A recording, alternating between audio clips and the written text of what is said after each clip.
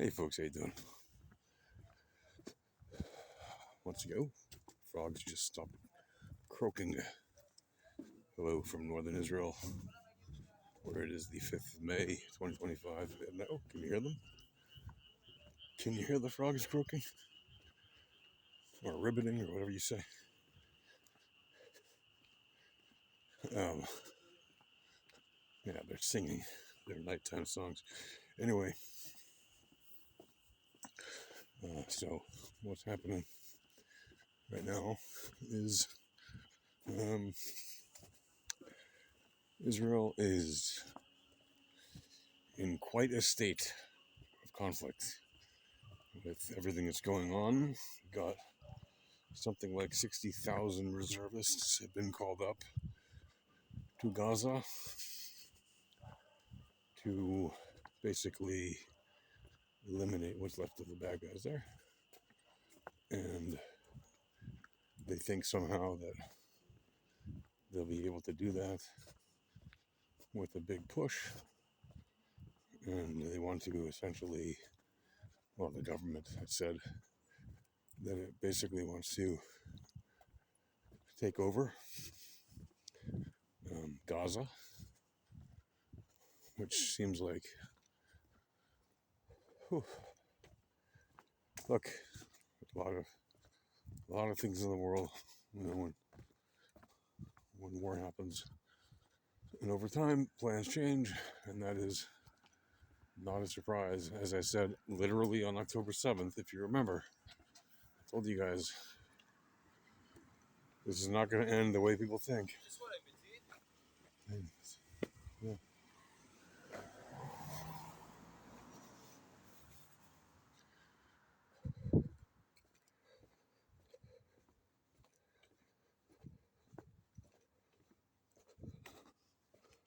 And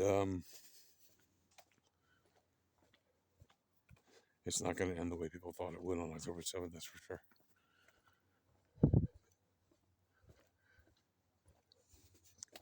Israel taking over Gaza, which may seem like a good idea to some people, is not really necessarily the best idea. Like, getting rid of Hamas certainly seems like a more feasible goal, and even that is very difficult because you have to get rid of an ideology, but that's not impossible. But taking over the land and not kicking everyone out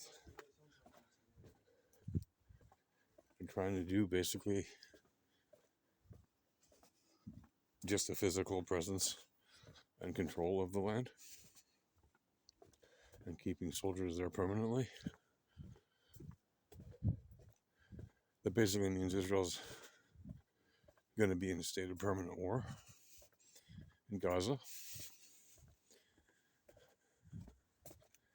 until either until the insane dream of the terrorists is realized and all of Israel is destroyed, and that's not likely to happen, or until the Hamas is uprooted.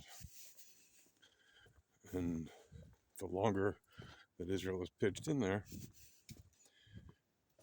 the harder that's going to be to do, because the more you're creating, not that they didn't already have the reasons, but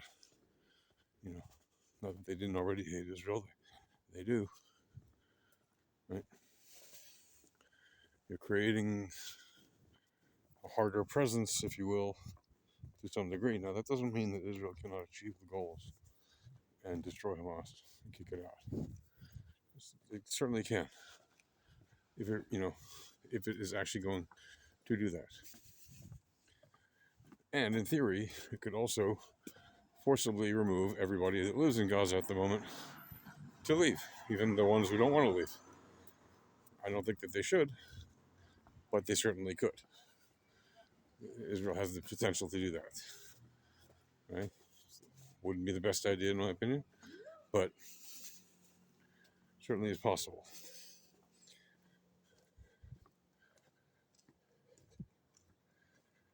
a realistic outlook on this, which again, I said this on October 7th, 2023. This is not going to end the way people think. And yes, kinetically, Israel will be, and already is, victorious. It has destroyed huge chunks of Hamas. It has reshaped the maps. If you haven't read my article in the blog of the Times of Israel, you can go read it there. I posted it last Friday.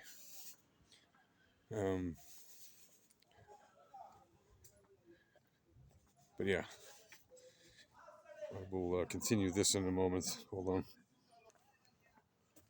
Okay, apparently I'm continuing. So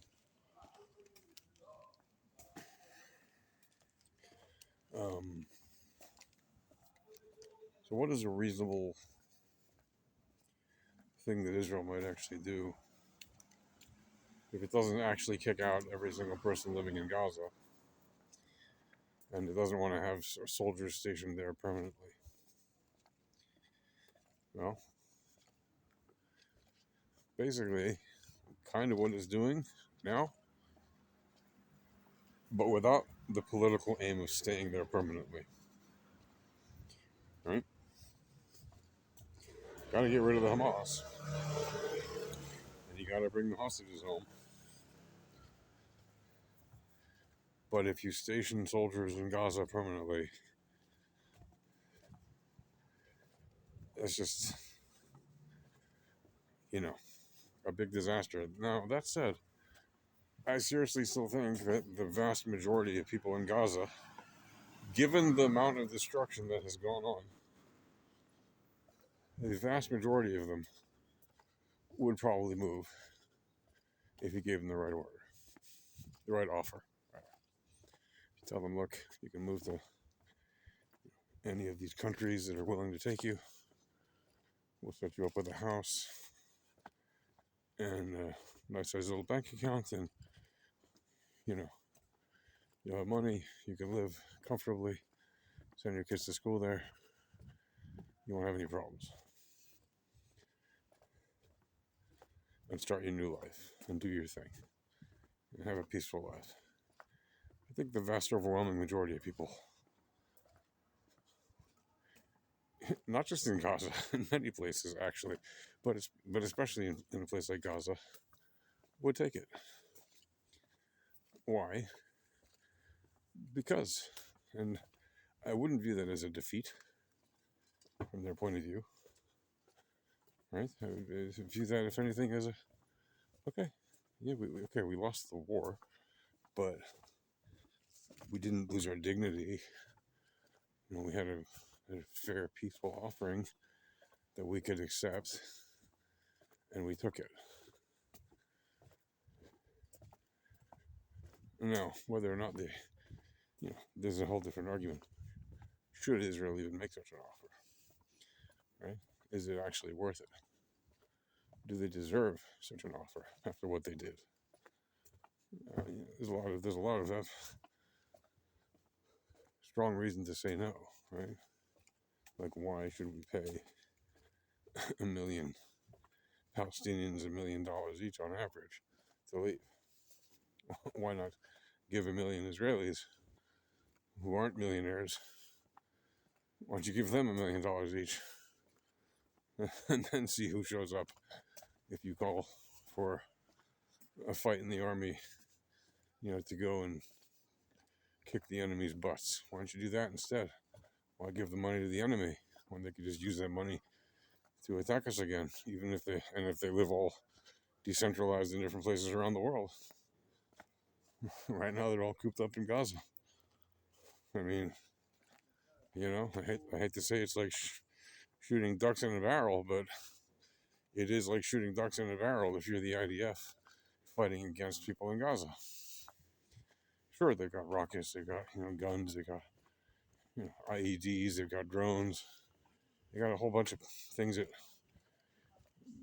against the IDF are really considered more of a nuisance than anything else. They're pests more than a serious threat.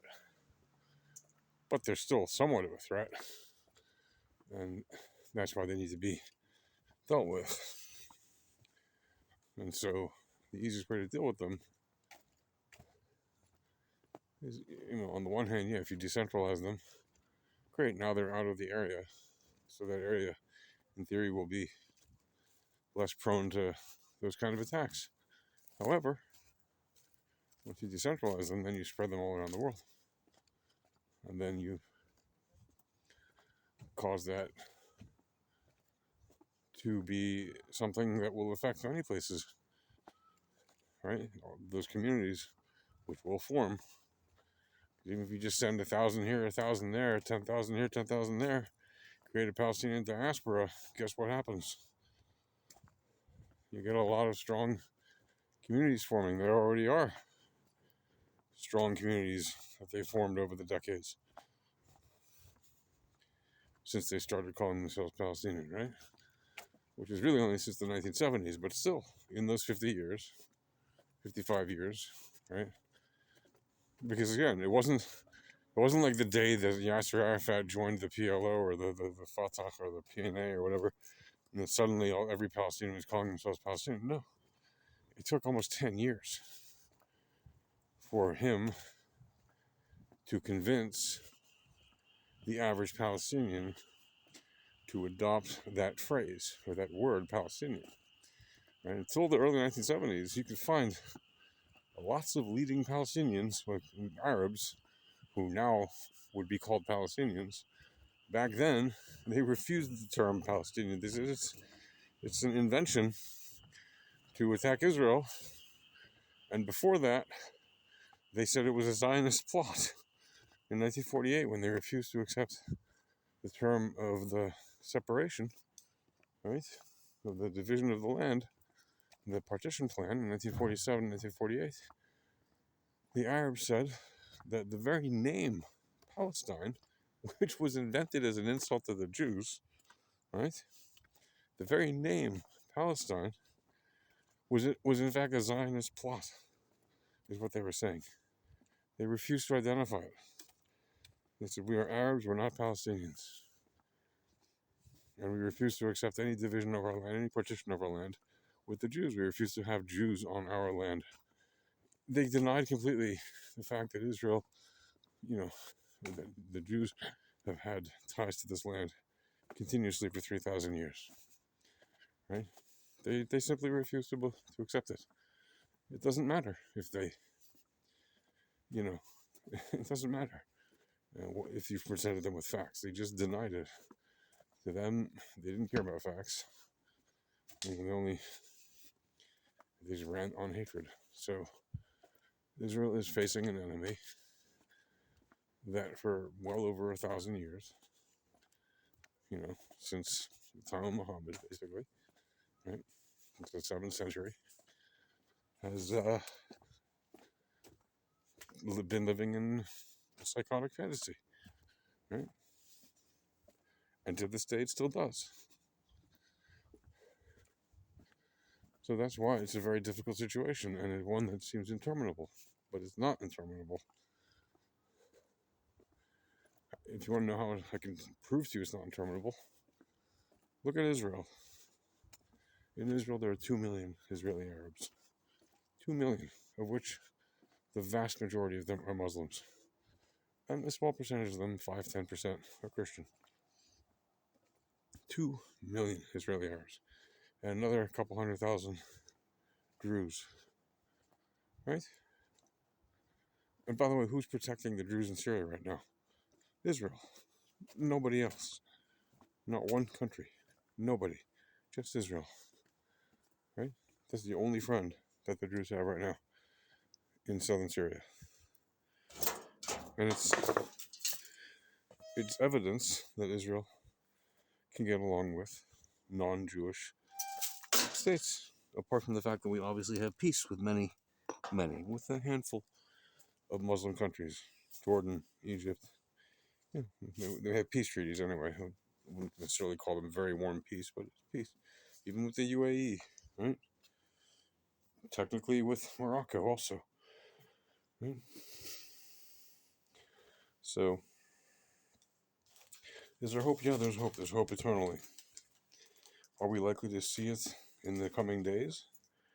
That Israel will vanquish the Hamas and liberate the land of Gaza and everybody will have peace in the valley?